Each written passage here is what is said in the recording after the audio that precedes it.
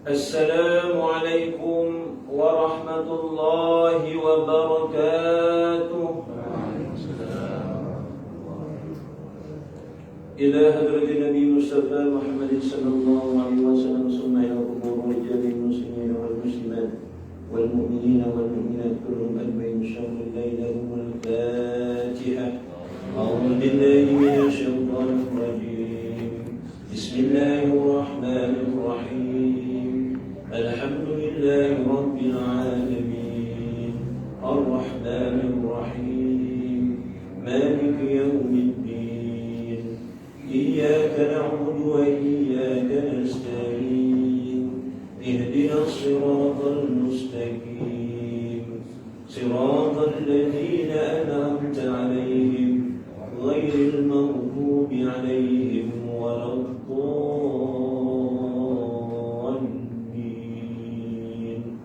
Amin. A'udzu billahi samii'il 'aliim minasy syaithaanir rajiim. Bismillahirrahmanirrahim. Alhamdulillahi rabbil alamin. Wassalatu wassalamu Muhammadin ashrafil anbiya'i wal mursalin wa ala alihi wa sahbihi ajma'in.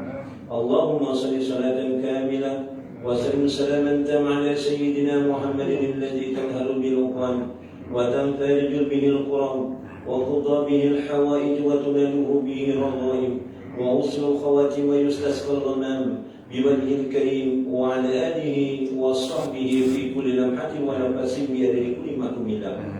Allahumma hidna min zulmatil wahmi wa akrimna bi nuril fahmi وافتح علينا بمعرفة علمي ونور قلوبنا كما نورت الشمس والقمر وسهل لنا أبواب فضلك.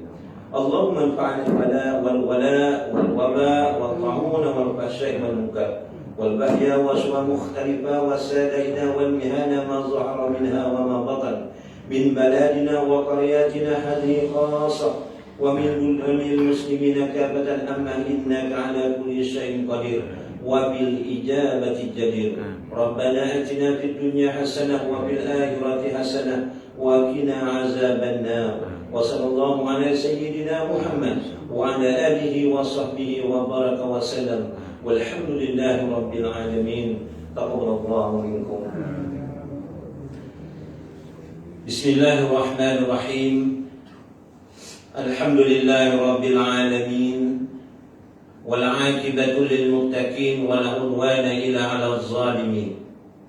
والصلاة والسلام محمد أشرف الأنبياء والمرسلين وعلى آله وصحبه أجمعين. قال الله سبحانه وتعالى: أعوذ بالله من الشيطان الرجيم.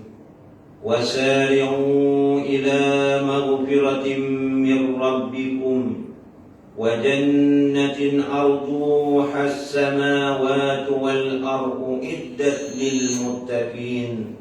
صدق الله العظيم. بسم الله الذي لا يضر مع اسمه شيء في الأرض ولا في السماء وهو السميع العليم. بسم الله ما شاء الله لا يسوق الخير إلى الله. بسم الله ما شاء الله لا يسرق السوء إلى الله. بسم الله ما شاء الله ما كان من نعمة فمن الله. بسم الله ما شاء الله لا يأتي بالحسنات إلا الله. بسم الله ما شاء الله لا حول ولا قوة إلا بالله.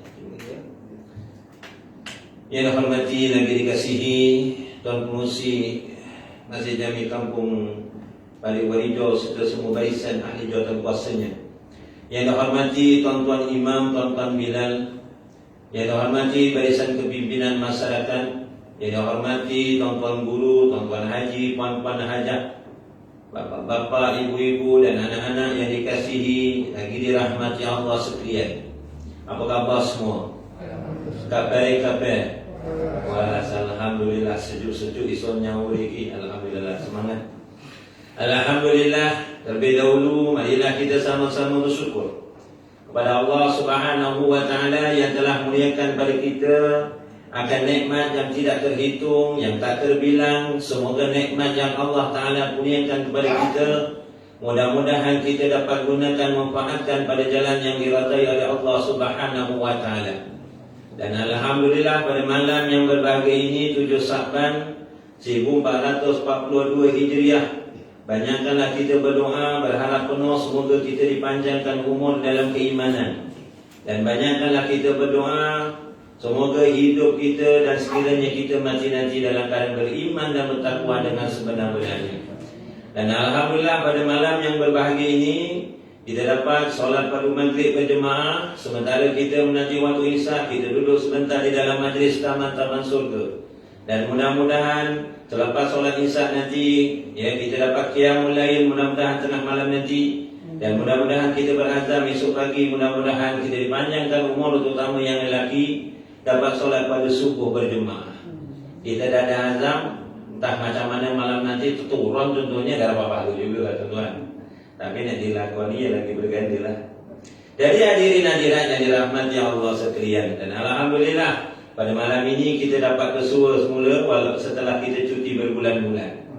Dan saya ucapkan tahniah kepada ahli jawatankuasa kuasa Masjid Pari Wahidah serta semua ahli jemaahnya dan pihak yang terlibat kerana dapat mengadakan majlis seumpama ini. Yang mana tuan-tuan dalam menuntut ilmu ini, kalau kita lihat dalam Al-Quran, perkataan ilmu itu diulang-ulang. Ya, dalam Quran perkataan ilmu itu diulang-ulang sebanyak 811 kali. Ya. Cuba tuan-tuan nanti kalau ada masa cuba saya makil ada berapa perkataan ilmu itu dalam Quran. Ya. Saya rasa baru jumpa 10 masih ngantuk. 811 kali diulang-ulang dalam bentuk yang berbeza. Ya, maksudnya dalam asbabul ayat Quran itu yang berbeza-beza. Dan kalau kita lihat tuan-tuan, wahyu yang pertama yang diturunkan kepada Nabi Muhammad SAW bukan ayat yang wahyu pertama bukan berbentuk perintah untuk mendirikan solat. Bukan. Adakah perintah untuk mengeluarkan zakat? Tidak. Adakah perintah untuk melaksanakan puasa? Tidak. Adakah wahyu yang pertama turun untuk disuruh mengerjakan haji? Tidak. Wahyu yang pertama yang sedia maklum suratul Al-Alaq. Ayat yang pertama Iqra. Ya, bacalah. Menunjukkan ayat yang pertama tuan-tuan hadirin hadirat yang dirahmati Allah, yaitu disuruh kon belajar. Ya, pertama disuruh belajar. Sebab itu tuan-tuan hadirin hadirat yang dirahmati Allah, kata para alim ulama, ya, dengan ilmu hidup kita menjadi mudah. Ya. Dengan ilmu hidup kita akan menjadi mudah. Dengan cinta, ya, dengan cinta hidup kita menjadi indah. Lagi-lagi cinta kita kepada Allah, cinta kita kepada Rasulullah, cinta kita kepada kedua ibu bapa contohnya, sungguh indah. Lagi-lagi cinta kita dulu masa sebelum bertunang ataupun dah bertunang, oh indah betul. Ketok bumbungnya pun, oi cukup. Nampak jemuran kain pun dah cukup. Saya tak kata orang, saya kata sendirilah masa isteri pertama dulu. Memang pertama lah, mana kedua. Pertama dalam hati batin, oh satu biskoro boleh berfikir. Cici meneh awak ada kecil ya. Fikir-fikir munggah awak. Isteri baru satu. Tuan-tuan dan hadirin dulu rumah saya satu. Saya Pak Ibu 5 di Parit Baru. Jumpa Parit Baru baru Pak Ibu 5. Kalau kerja mula-mula dekat Minyak Buku. Lalu jalan Muar ke Batu Pahat, masuk Pekanbaru, terus belok Parit nombor 5, Pak Ibu 4, Pak Ibu 5. Ini sanggup dilanjutkan lah sampai Parit Baru. Wah, pusing balik nampak bumbung pun jadilah. Lepas tu sembahyang maghrib, ngajunya ke petang. Patutnya sembahyang maghrib Parit nombor 5. Sengaja lambat-lambat sembahyang kat Parit Baru. Petuk bakal bapak mertua ni. Indah hidup di ketika itu. Sekarang pun indah juga lah tuan-tuan. Dengan cinta hidup jadi indah. Dengan iman hidup akan terarah. Ya. Dengan iman yang hak yang benar, hidup kita akan terarah selamat di dunia dan di alam akhirat. Saya nak sentuh satu pertama tadi. Hidup dengan ilmu hidup menjadi mudah. Betul tuan-tuan. Sebab itu di dalam kitab Kasbu Asrar tuan-tuan, muka surat 95-96. perkara-perkara yang menyumbang mati dalam keadaan su'ul khatimah. Waliyahudzubillah. Kita minta mohon perlindungan kepada Allah. Kita minta mati dalam keadaan husnul khatimah. Allahumma ihtim lana bi husnil khatimah wa la tahtim alaina ya Allah bi su'il khatimah. Di antara perkara yang menyumbang pada su'ul khatimah, yaitu dalam hadis Rasulullah sallallahu alaihi wasallam, istahafa ustadahu ibtilahu Allah bisalasatin dhaqa rizquhu wa nasiya ilmuhu wa yakhruju minad dunya bi khairil iman. Perkara yang menyumbang kepada mati dalam su'ul khatimah, orang yang dalam masa hidupnya suka meringan-ringankan akan gurunya, suka meringan-ringankan akan majlis ilmu, Allah Ta'ala akan turunkan 3 bala pada orang tersebut. 3 bala. Pertama apa? Dhaqa rizquhu, sempit rezekinya. InsyaAllah kalau dengan adanya ilmu, maka rezekinya akan mudah, dimurahkan akan rezekinya. Tapi orang yang tak rajin untuk ilmu, malah sempit rezekinya. Tuan-tuan hadirin hadirat yang dirahmati Allah, saya ambil satu contoh. Ya, kalau kita pandai mengurut kaki, ilmu mengurut kaki, baru tubuh badan kaki je tu. Ya, tak semua orang ada ilmu yang pandai mengurut kaki. Agak-agak dalam masjid berapa orang? Mungkin ada seorang 2 orang.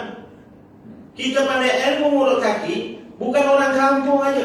Kadang-kadang daripada KL turun, Melaka turun, Kedah turun. Kadang-kadang tukang urut orang kampungnya orang reti, tapi orang Joko reti. Biasanya kau yang mana? Kalau yang aku kemudian ada pergi batu nyebut dompok. Bah apa motor? Kenang, tapi kau yang kenang lagi kalau ibu IT. Wah, tapi kalau ibu IT bang. Kalau kami kalau kondo, itu kalau ini lah tuan, itu untuk lah. Contohnya adalah dari tajuk tadi kan. Jadi tuan-tuan dan tidak dirahmati Allah, tengok orang datang untuk belajar ataupun menampakkan ilmu mengurut kaki. Takkan mengurut kok geleng untuk apa-apa. Yo 50, yo sing 100, sing 10 tahun orang mari-mari wis enjek ono wis Protestan. Tadi gawe lantaran itu kok mari 10.000 cok ditoke. Orang mustahil kan? Dengan ilmu kaki dia tuan-tuan, luas akan rezekinya. Ya, tuan-tuan ada satu cerita. Ini cerita je lah. Ini mula-mula saya cerita je lah tuan-tuan. Walaupun cerita dia rekaan, tapi memberi semangat kepada kita untuk menuntut ilmu. Ada seorang pakcik, dia naik kereta rel. Kereta corok bongkok. Corok bongkok. Oksigen yang corok bongkok. Yang corok bongkok. Enjin dekat belakang. Enjin dekat belakang kan? Kan guru saya, kawan saya dia dulu. Enjin dekat belakang, saya tengok kosong dekat. Rupanya enjin dekat belakang. Wilat still sampai. Wah, pakcik ni dia nak pergi KL. Ada kerja sikit nak buat. Wah, dia enjok 1416. Tiba-tiba tengah perjalanan baru sampai Seremban, terus mati.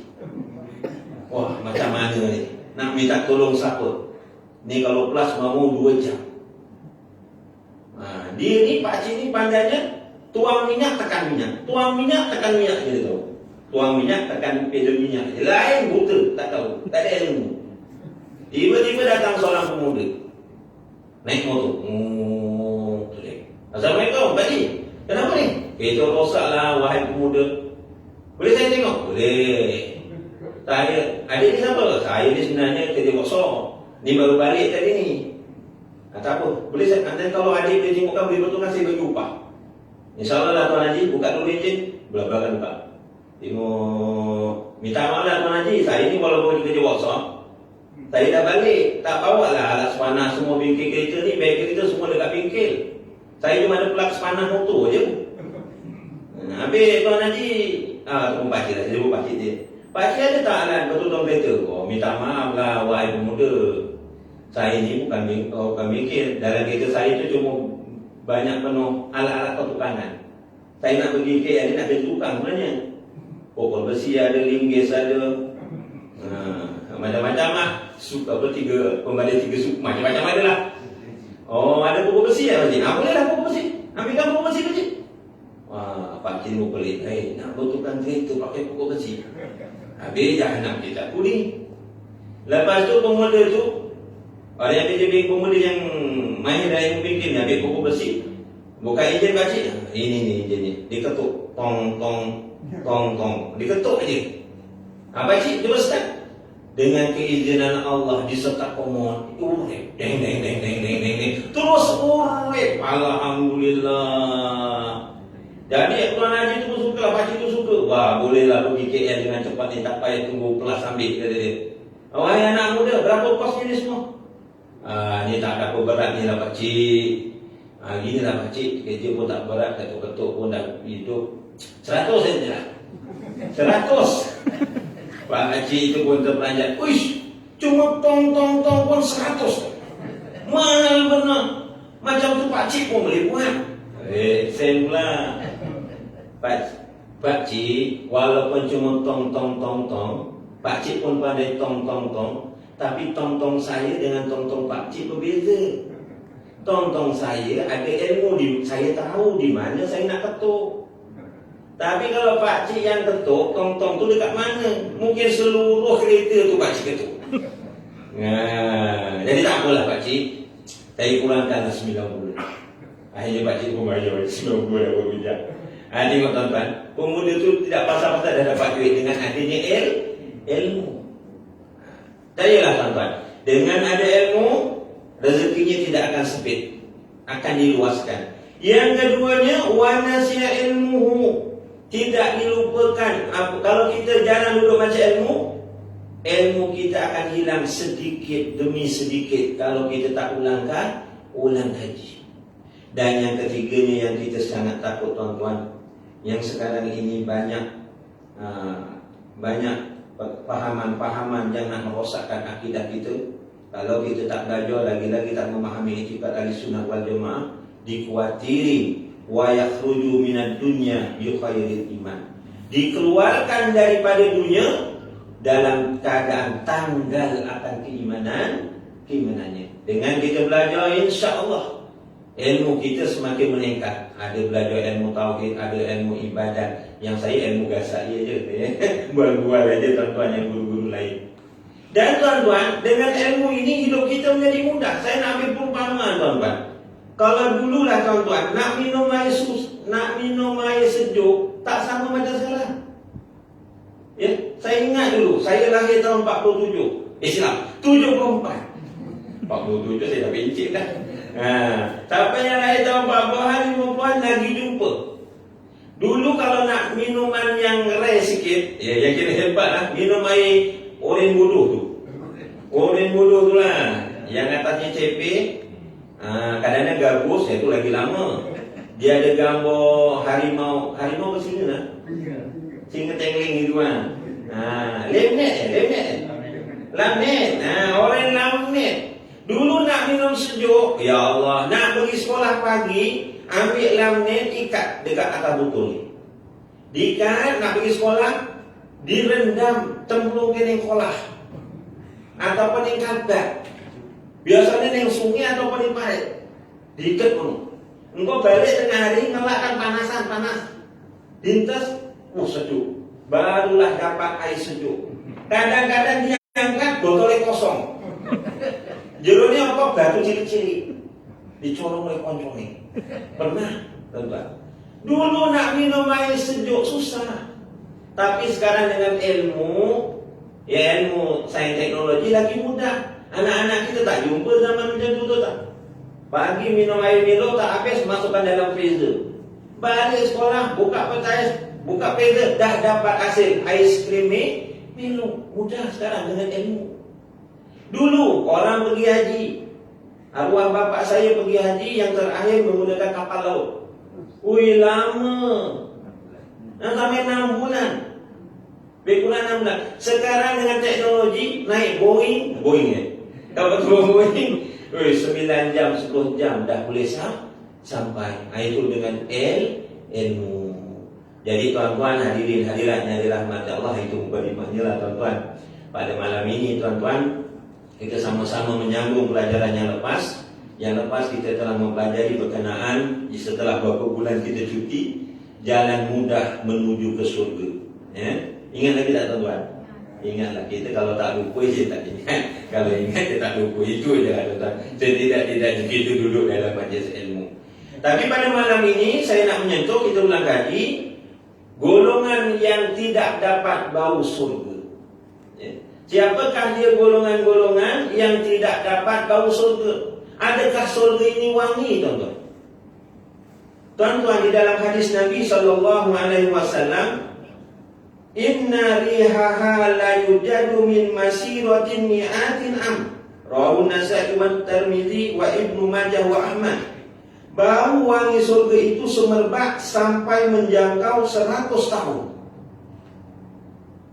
Di antara nikmat surga, sebab itu dalam hadis yang lepas saya baca, nikmat surga ini kata Rasulullah, a'datu li ibadi sholihina ma la ainur ra'at wa la udhunun sami'at wa la khatara ala qalbi basar. Rawahul Bukhari wa Muslim. Allah sediakan untuk hamba-Ku yang beramal soleh apa yang tidak pernah dilihat oleh mata dan tidak pernah didengar oleh telinga dan tidak terlintas dalam hati manusia. Ini janji Allah. Orang yang beramal soleh akan ditempatkan di dalam surga. Nikmat surga ni tuan-tuan tak terjangkau oleh pikiran kita, tak pernah kita lihat, tak pernah kita dengar, tak pernah terlintas dekat hati. Melainkan kita ketahui daripada Quran dan Al-Hadis. Di antaranya nikmat surga, surga ni mambuni wangi. Ada yang menyatakan bau surga itu jauh jarak baunya tuan-tuan, 40 tahun perjalanan. Ada setengah riwayat 70 tahun perjalanan. Ada setengah riwayat 100 tahun perjalanan yang saya baca. Yang saya baca baru tadi. Dan ada yang paling lama, jarak jauhnya bau surga itu 500 tahun perjalanan. Tuan-tuan hadirin hadirat yang dirahmati Allah. Kalau wangian dekat dunia, ada jarak jauhnya baunya itu sampai 40 tahun perjalanan. Cuba tuan-tuan jalan kaki 40 tahun perjalanan, agak-agak sampai mana? Itu 40 tahun hari dunia. Kalau 500 tahun, agak-agak jalan sampai mana? 500 tahun sampai kubur, tuan-tuan. Umur kita pun dari segi adatnya tak sampai 100 tahun. Tuan-tuan, saya pernah ada kelas macam ni lah, tapi dah cerita ni dah lama lah. Kawan saya baru balik daripada Syria. Kau kan belajar dekat Syria, Pak dekat sini. Minta maaf Ustaz, saya belajar belum habis lagi. Dekat sana ada pergolakan, jadi saya cuci lah. Nanti kalau dah okey saya sambung lagi belajar. Sampai sekarang dah Syria pun belum, masih okey lagi. Tak lama tu dia keluarkan botol dekat dia punya jubah. Botol ni wapit pun. Minyak wangi. Itu pun yang Syria ya. Yo, jaluk sikit. Boleh Ustaz. Dia kasih, dia seretkan sikit ini. Saya pun gosok-gosok, taruh kat sendi-sendi ni. Saya taruh sapu kat baju. Lepas sembahyang wangi lagi juga. Lepas tu saya kereta saya tuan-tuan, almari nombor 2. Tengoklah bajunya banyak ada. Baju jubah ada, t-shirt ada. Ya. Orang pelik. Ustaznya ada 2 cawangan ke? Baju tak ada lah, bajunya aja. Jadi saya ambil kelas saja nak pergi ngetes, buka baju jubah saya sangkut dekat kereta. Wih, dalam kereta wangi betul lah. Seminggu tak hilang. Baju saya yang dekat sebelah-sebelahnya pun ikut wangi seminggu. Wih, dalam hati, alhamdulillah aku tak sangkut dekat rumah. Kalau aku sangkut dekat rumah penyangkut baju, sebelah ni baju orang rumah. Wih, banyak siasatnya saya rasa. Wangi daripada mana ni? Alhamdulillah saya sangkut dekat kereta. Jadi tak lama kemudian, bulan yang ke-depan saya jumpa lagi kawan saya. Wih, minyak wangi yang kau kasih aku sikit bulan lepas tu wangi betul lah. Boleh belikan untuk aku tak? Berapa rokok ni? Alah Ustaz, mampu Ustaz. Murah air. Piro? RM7, RM10, RM20.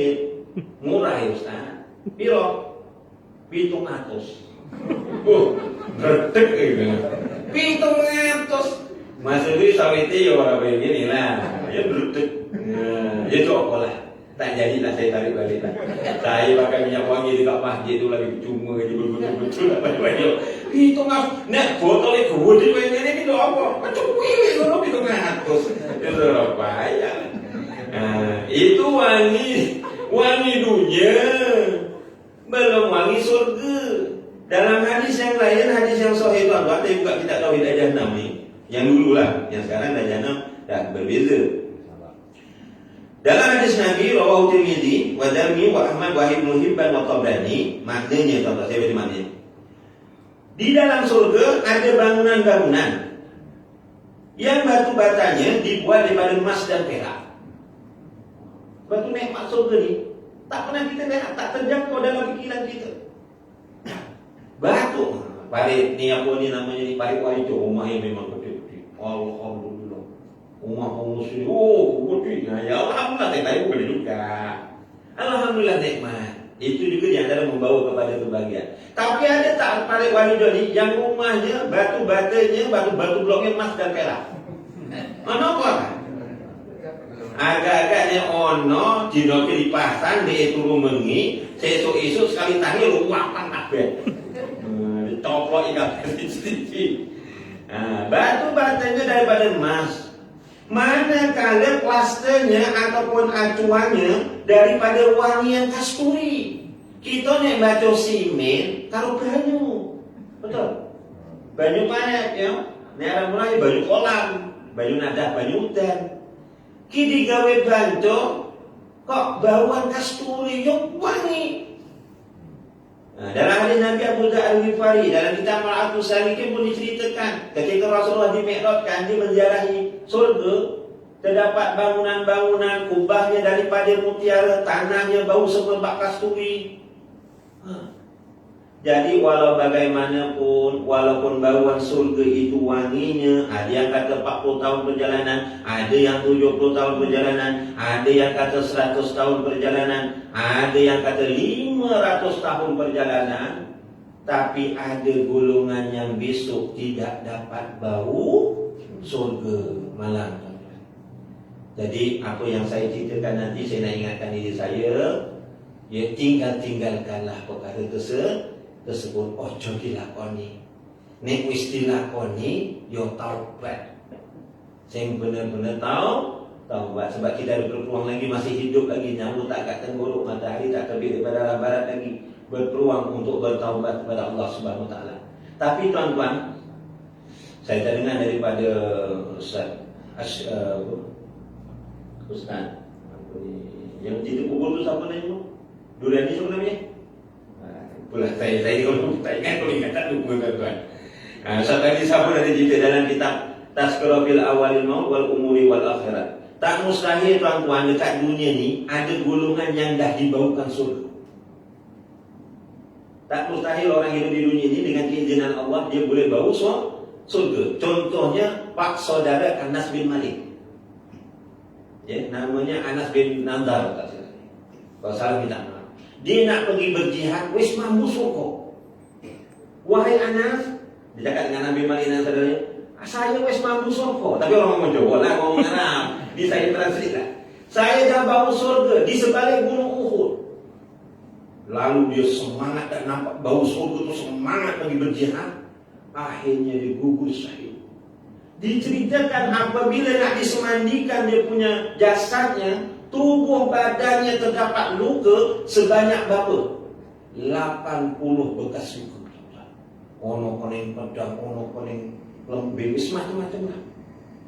Semangat menjaga bau surga. Tak mustahil tuan-tuan dekat dunia ni. Contohnya nanti malam balik nanti ni, nak pergi sembahyang subuh kok bau wangi-wangi. Mungkin itu bau surga, kita tak tahu. Tapi bau wangi, wah, mungkin bau lingsang tu apa ni? Ini bau putih anak kau ni. Wangi tak apa tuan-tuan, jangan bau busuk. Bau busuk lagi parah tuan-tuan. Tak payahlah tuan-tuan. Saya pernah tuan-tuan. Saya ada anak kumpul 2 orang. Saya dekat surau nak pergi taman. Lepas mengisah ada keteh. Ada ngomong bocah kok ngaco, ada ngomong kalau bocah ni. Jadi aku meneng-meneng. Jadi yang anak kumpul saya ni pun dia tahu. Dia tak pergi sengaja tak pergi surau. Sama pergi surau kan saya, dia tiba-tiba tak nak pergi surau. Saya pun naik kereta. Balik kantung, Tuan-tuan dah pernah pergi saya belum? Belum, akan datang next year. Nanti kalau lebih bolehlah datang. Pondok saya. Tapi orang kaya ngeri kalau keti-keti. Jadi emas saya ini kalau pada gantung, tembusnya separuh 2, separuh 3, separuh 4. Separuh 4, separuh 3, separuh 2, taman si sulung. Daripada separuh 4 tu sampai taman tak ada rumah tuan-tuan. Lapang. Tengok apa? Balik beria, kalau ada penjinjing, mana uang kita kan tadi. Jadi sampai dekat situ, kok gak keretanya kok mau dibocah. Kita. Astagfirullahaladzim, astagfirullah. Baca ayat kok banyak kuat. Allahu la ilaha illa huwal hayyul qayyum. Kok dia kata mana bocah metode ini. Allahu akbar, wis cemas juga kok. Ini macam mana dibaca Quran ayat kursi tak hilang. Aku lupa ni azan. Kalau azan tak hilang orang Melayu, kalau di kereta dia tak tinggal. Rupa-rupanya anak di sini buri. Ya Allah. Rupanya anak itu diam-diam. Ini masuk TV kamu ni. Oh, dia anaknya diam-diam dekat belakang. Harus ilungan teh rupanya. Oh, wis nguruh ya awak ke di tuak. Membaca ayat Quran lain lah lu. Orang hilang apa aku baca salah. Rupanya anak itu atau orang hilang. Nah, ini jadi betul lah tuan-tuan. Jadi tuan-tuan kalau bau wangi itu dia bau surga itu tak tahu lah tuan-tuan tapi tak semua orang. Okey tuan-tuan, hadirin hadirat yang dirahmati Allah. Siapakah mereka golongan yang tidak bau surga? Dalam hadis Nabi saya ambil dalam kitab Tanbihul Ghafilin, begitu juga dalam kitab Tazkiratul fil Awali wal Maut wal Umuri wal Akhirah yang ditulis oleh Imam Qurtubi. Rasulullah SAW ada telah bersabda, arba'atun la yajiduna rihal jannah wa inna rihaha la yujadu min masirahi 500 am. 4 macam katanya. 4 macam orang yang tidak akan mendapat bau surga. Padahal bau surga itu baunya, jaraknya perjalanan 500 tahun. Ini ada orang yang 500 tahun, tapi tidak bau surga. Siapakah 4 golongan itu? Yang itu dia mati tak bertaubat. Pertamanya al-bakhilu. Orang yang di antara orang yang tak bau surga ni, orang yang bakhil. Kedekut okey lagi, tapi kalau bakhil, amin-amin, atau okey lah. Jauhkan. Ya, janganlah lokek nak bersedekah. Zakat sudah barang tentu wajib. Tuan-tuan, apabila orang bakhil ni tuan-tuan, bukan setakat untuk orang lain dilokek, untuk dirinya pun lokek. Ni timbang sawit dapat 10 tan. Harga 72 sen, 10 tan 7,200 10 tan. Perbuatan apa? Dalam hati nampak kedai tom yum, sedap makan tom yum ni. Tom yum campur. Tom yum campur ada udang, ada soto, ada ayam. RM9. Mahal. RM9. Uish, peluk. Ini sayang saya. Tak apalah, balik rumah makan sambal belacan aja. Dengan limau buruk tu dengan anu tu cukup lah. Skor dia ada. Lukin nak makan tom yum pun okey. Balik bawa cacat, bersorah 7,200 keluar daripada Kelantan contohnya atau bukan sawit, terus belum masuk PKP. Oh, kalau dia ngeteh tuan-tuan nak makan sedap tunggu kawan belanja. Ini contoh, bukan tuan-tuan, tuan-tuan boleh jempol. Kalau dia ramai-ramai ni, ini masanya. Dia order lain daripada yang lain. Orang lain makan roti kosong aja, dia order apa? Saya nak roti sardin, campur telur, campur bawang, campur lada. Oh, air tembikai, susu ais. Ordernya paling bersemangat. Ini contoh. Time nak bayar, dia lah paling basuh tangan yang paling lambat. Basuh tangannya ya Allah, macam mandikan mayat lah. Satu-satu. Tengok ada bayar ketak. Ya Allah. Untuk diri dia okey, untuk orang lain pun okey, untuk anak istrinya pun okey. Jangan tuan-tuan. Saya terbaca tuan-tuan, hadirin hadirat dalam kitab Al-Mu'tasidin oleh Al-Imam Suyuti. Rupa-rupanya kalau kita bersedekah ni ada 5 bahagian. anna sawabas sadaqatin khamsata anwa. Sesungguhnya pahala bersedekah itu ada 5 bahagian. Sedekah ini bagus, tapi mana dulu yang kita nak utamakan? Pertama, kalau kita bersedekah pada sahabat andai kita yang sihat tubuh badannya, itu wahidatun bi asratin, 1 nisbah 10. Kita contohnya bagi orang yang sehat, ya, tak susah. Yang keduanya yang lebih tinggi pahalanya 1 nisbah 90, wa wahidatun bi tis'ina wa hiya 'alal a'ma wa mubtal. Kita bersedekah terhadap orang yang cacat, penglihatan ke, pekak ke, ataupun orang yang ditimpa musibah rumahnya terbakar ke contohnya. Baru-baru ni ada beda dari dia. Kampung singgahan memang gitulah saya nanti. Dengan luar. Ataupun termasuklah anak yatim yang dalam keadaan susah, itu ganjarannya 1 nisbah 90, lagi banyak pahalanya. Kita nampak orang tu susah, cacat penglihatan, kita bagi. Kalau ustaz orang senggowo kok, orang senggowo memanglah dibawa, tak dibawa macam mana? Tentu baiklah tuan. Kalau tak macam ni bohongan, lapor pada pihak yang berkenaan. Rupa-rupanya besar dia punya ganjarannya. Ataupun kepada anak-anak yatim, besar pahalanya. Pergi sekolah kebangsaan mana sini? Sini Medan ya. Pergi juga bertuanya guru besarnya. Minta maaf guru besar, dekat sini ada berapa anak yatim? Ada 20 orang. Saya ini nak bagi dia makan. Bayarannya biasa saya bayar setiap bulan. Besar pahalanya tu. Itu baru anak yatim, belum mak yatim. Mak yatim ganjarannya pun besar. Buka kitab Mustika Hadis jilid yang ketiga. Ya, itu itulah lama kita. Kalau berani lah. Ya. Nombor 3. Wa wahidatun bi tismi'atin wa hiya 'ala dzi qarabatin muhtaj. Tadi 1 nisbah 90. Ini kata Imam Suyuti, lagi besar pahalanya 1 nisbah 900. Bersedekah kepada siapa? Kaum kerabatnya yang sangat memerlukan. Kadang-kadang orang tu kalau dengan kawan-kawannya, lengan tangan, yuk ini ngenteng-ngenteng, yuk ini. Kau jangan rasa relenya saya mau cikgu lah. Tapi kalau yang silaturahmi adik-beradik, ya Allah, lokek. Kalau anak iya lokek, kalau bocor dia pun lokek. Bang, minta belikan kopi. Semalam baru beli kok kopi. Belinya cuma 100 gram. Dia sendiri minum 1 malam 3 cawan, kopi gebres. Ya wis entek kok. Begitu betul. Dengan kaum kerabatnya begitu jangan. Kita menolong kaum kerabat yang memerlukan, lagi besar pahalanya. Yang keempatnya, apa lagi yang besar lagi pahalanya? Yang keempat lagi besar. Wa wahidatun bi mi'atin alfi wa hiya 'ala abwaini. 1 nisbah 100.000, lagi besar pahalanya.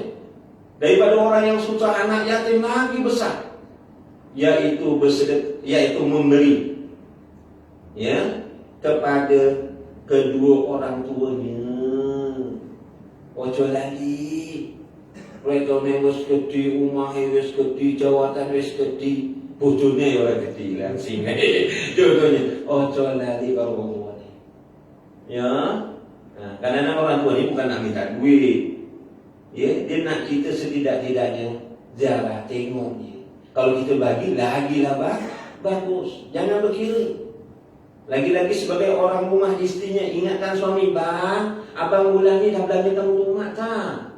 Nanti kalau pergi pasar, belikan lebih ya, yang besar-besar. Untuk siapa? Abang masih 1 ayam aja solat. Abang ni apa toh? Untuk mak kita lah. Itu ingatkan. Besar pahalanya. Ya, ibu-ibu, kita beri mak bapak kita, ya, dilipat kali gandakan, ya, rezeki kita, kemudian dipanjangkan umurnya. Dan yang ada nanti yang paling tinggi. Ya, kita bagi mak bapak tu tinggi, ada lagi yang tinggi. Wa wahidatun bi tismi'atin alfi wa hiya 'ala 'alimin aw faqih. Tadi 1 nisbah 100.000. Ini 1 nisbah 900.000. Lagi besar berapa? Ini bukan baru saya yang minta, tak, saya bukan orang alim. Beri kepada siapa? Yaitu kepada orang alim, orang-orang fakih, kepada orang-orang yang pergi menuntut ilmu. Besar ganjarannya tuan-tuan. Nah, besar ganjarannya. Dan orang yang berilmu tu, ini pun dugaan juga. Ini bab lainnya, gitu yang tak tahu surga ni. Di antaranya menuntut ilmu kerana cintakan dunia. Aku boleh nyampaikan ilmu, kau nak kasih berapa? Nak kasih berapa? 50. Tak maaf. 50 apa? Isi minyak nak kau. Jangan. Itu dugaan tuan-tuan. Dugaan tuan-tuan. Ada dua tempat. Yang satu 1000, satu lagi 100. Yang 100 tu tempat dulu. Oh, jadi 1000 lah. Jangan dugaan tu semua tu. Astagfirullahaladzim. Ini bukan saya lah juga. Dugaannya macam-macam tuan. Rupa-rupanya bagi orang alim ni besar ganjaran. Kenapa? Lagi-lagi orang alim yang orang-orang yang pendakwah yang ambiak ni digunakan hartanya itu untuk menegakkan agama Allah. Jadi besar dia punya ganjarannya. Azan ya? Azan dulu kita sikit je.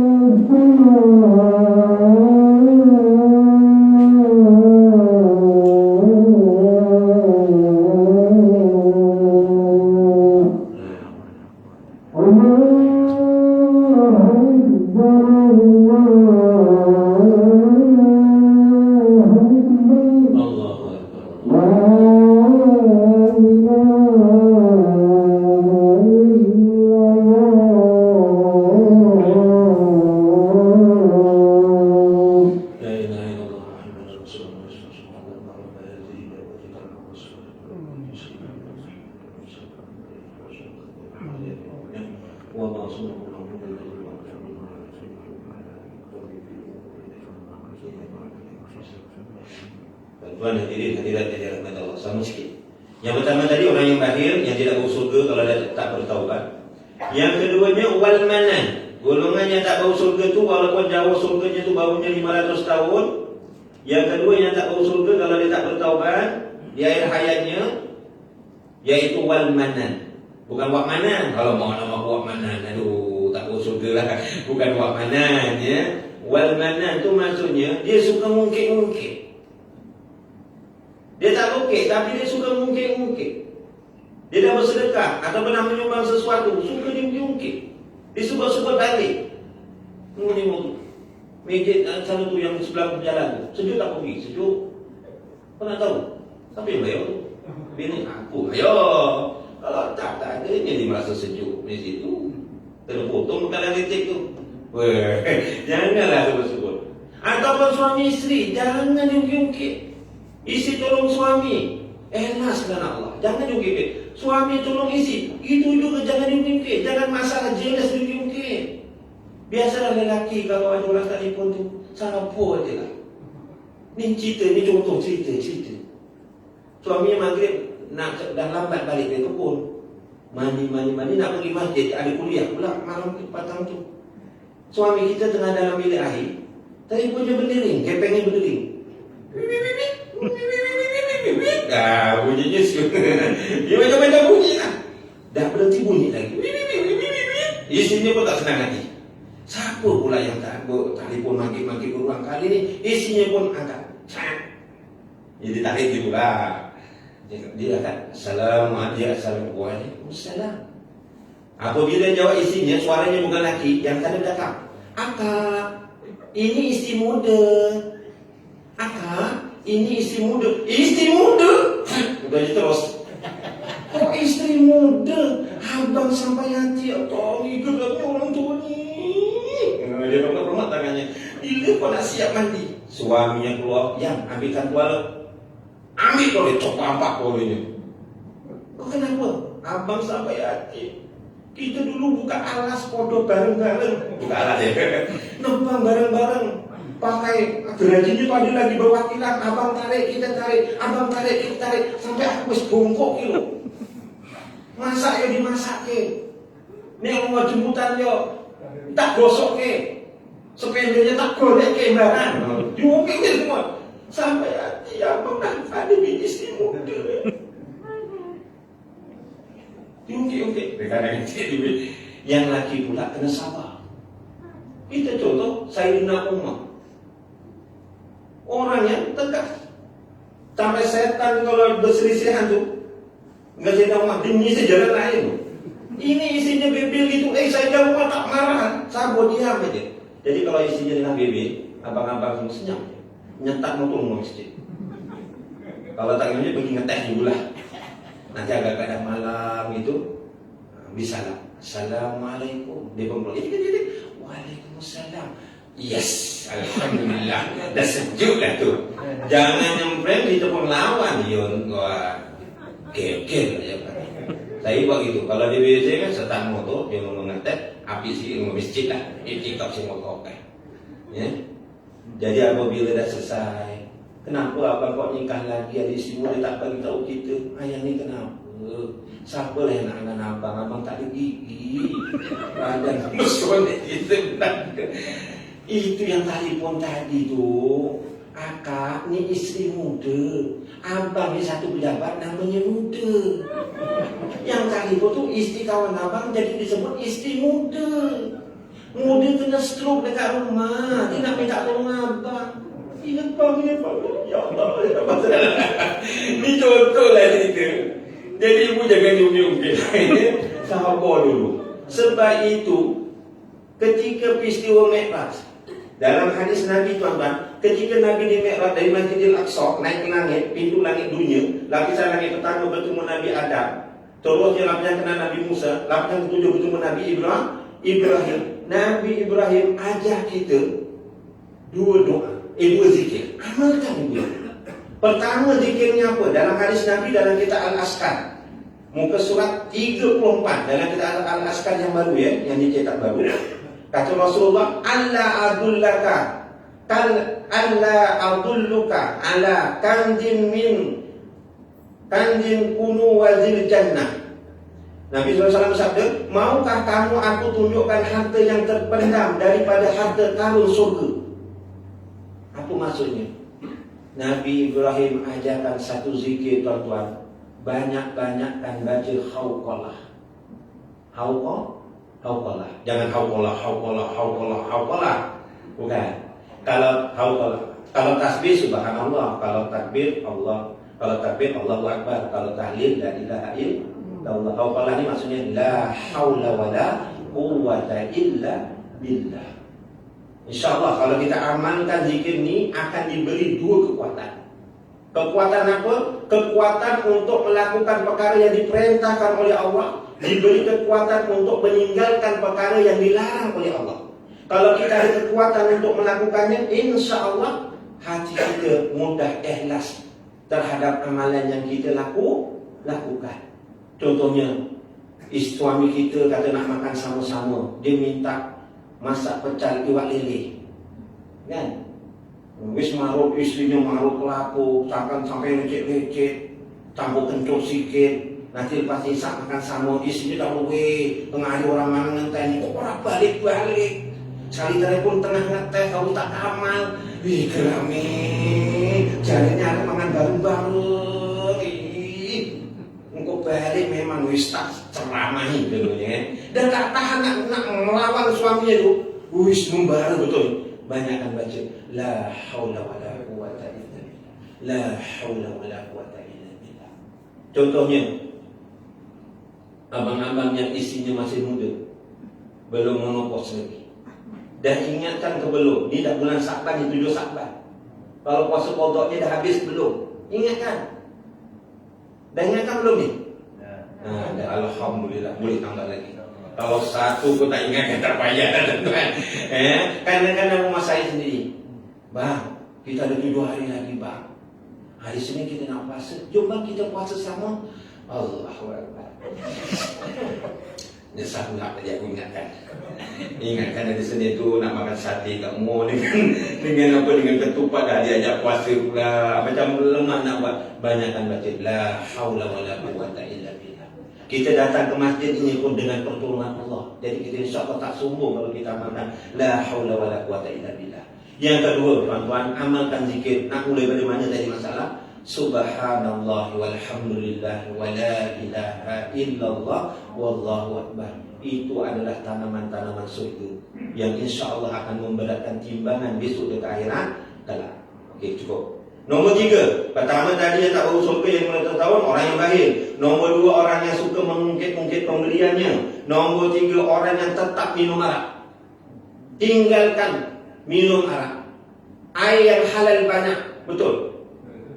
Tongkat Ali, tongkat Kamal, kacip Fatimah, air nisai, macam-macam lah. Nak sebut sampai pukul 12 tak habis. Jauhkan 4 air ini. Yang haram ada 4. Saya ingat lagi ada 4. Kalau ada lebih bagi tahu. Air yang haram diminum ada 4. Air apa? Pertama, air yang memabukkan. Kalau air ketum sampai memabukkan tak? Campur brepol, campur ubat nyamuk. Ada ni memang kurang kerja. Pernah tuan-tuan bapaknya air ketum dicampur brepol. Ubat nyamuk saya tak tahulah. Dia masukkan dalam freezer. Kalau taruh bawah, dia basi. Taruh freezer lagi jauh macam air sasi.